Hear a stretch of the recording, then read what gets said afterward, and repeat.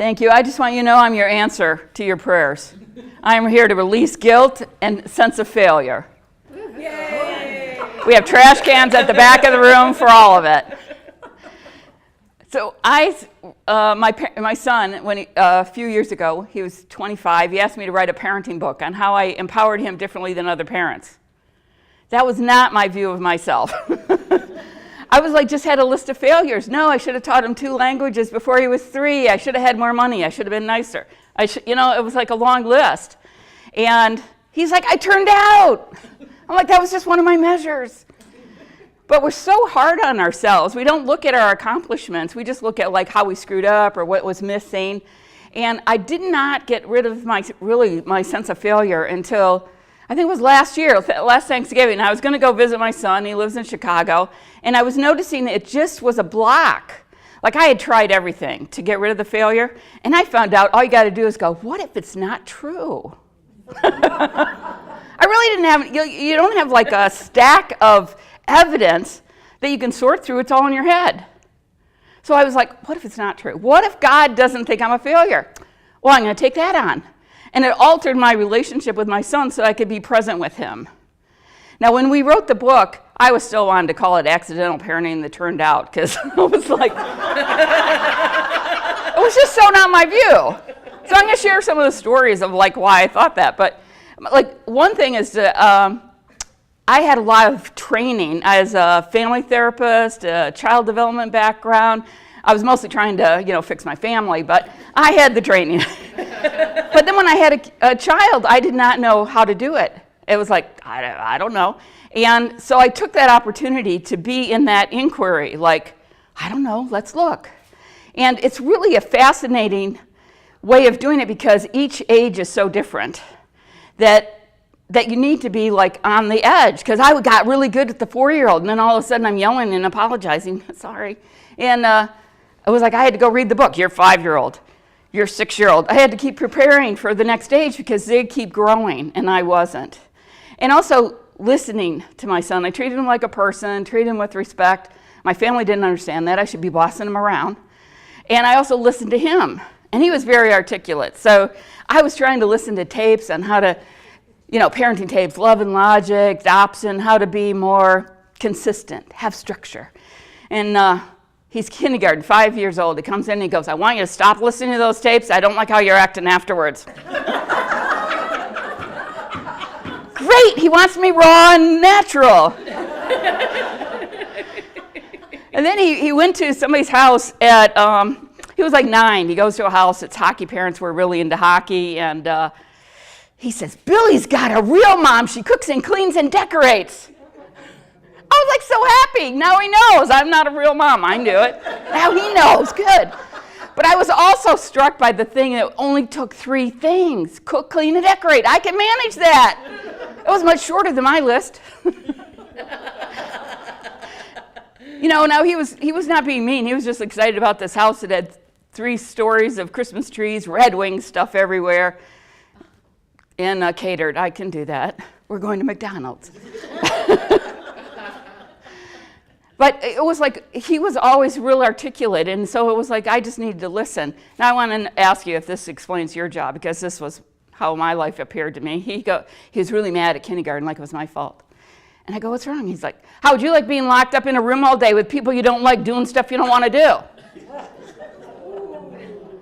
That was my job. I didn't want to tell him that's life. Get used to it.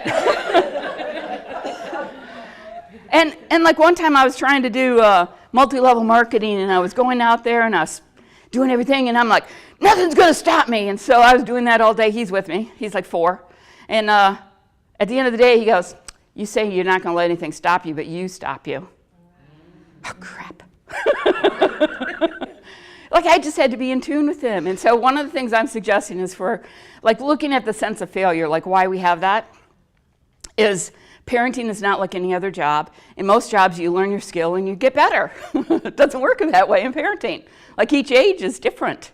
And so you can't measure it against other ways you look at your job. If you learn it really well with one kid, it doesn't translate. How many know what I'm talking about? And so you're always an amateur as a parent.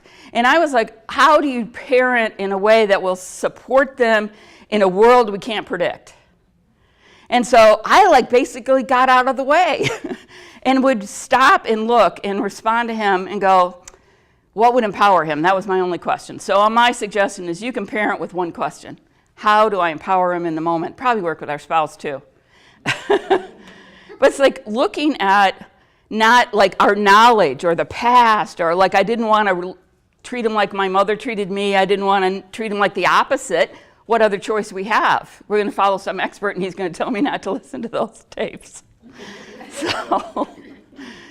So looking at how to parent, there's it's just being yourself.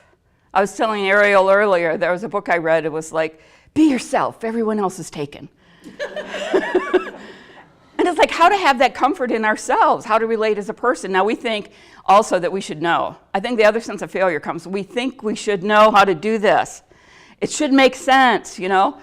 And it doesn't. My son had to deal with me laughing. My brother was taking my son out, learning how to throw sticks in the water. And I wasn't paying attention. They were out doing their thing. And so suddenly I look over where my son is, and he's struggling with this branch so he can throw it in the water. And it was actually a tree that flung him into the water. I was beside myself with laughter. I could barely walk over there to help him out. My brother's horrified. I'm just hysterical laughing. I would have liked to lay on the ground rolling on the floor. I thought it was the funniest thing. And I'm like, I hope he doesn't have trust issues after this. First of all, a tree throws him in the water, and his mom's laughing. There was another time he was in kindergarten. He said, did my teacher talk to you? I was like, no, I saw the teacher because we were at some meeting or something, and I saw her, and I'm like, I didn't know a thing, but I know something's up, so I go, I want to hear it in your words. And then I would turn around laughing. I don't even know what he said because I was laughing so hard, and I was like, and what else? And then I would just laugh because we were driving.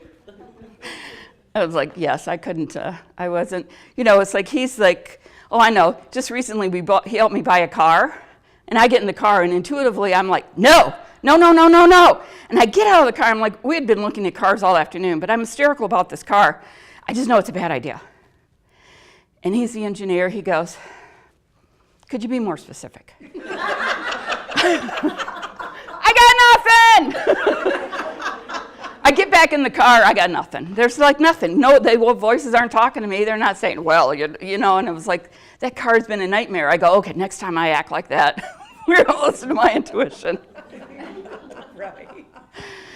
So, one I would say in parenting, and it probably works in all relationships, is like just getting clear, just getting present, be yourself. We're trying to be somebody else, and why? And to listen to your child as a person. Like I respected him. People go, how'd you teach him such good manners?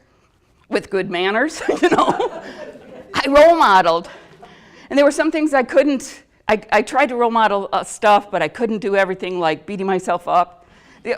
He's like almost 30 now, and I asked him, do you have some thoughts that interfere with your ability to perform? He didn't know what I was talking about. What? You don't have a critical voice? What? So he's got, I was able to get clear, and some of what like people would say, oh, you did a really great job with your son, and I was like, oh, hell no, I just got out of the way. He raised himself. And it was because like if you're in any sport, if you're in the zone, you don't show up until you screw up. It's not until you go, oh shit, that you show up, because when you're in the zone, you're just playing, you're full out. And so when I was figuring out how to parent because I didn't know how to do it, I would go, let me look. And I would stop all the inner chaos. I would step out, get present to my son, and I would go, what would empower him, and do that thing that I had no memory of it. And it wasn't until I wrote the book with my son that I got present to what I actually did and then could explain it to other people. So dump your failure and your guilt in the back of the room. You don't need to take it home with you. And just be present with people, because especially your kids, they love you unconditionally. They just want to be with you, spend time with you. Thank you.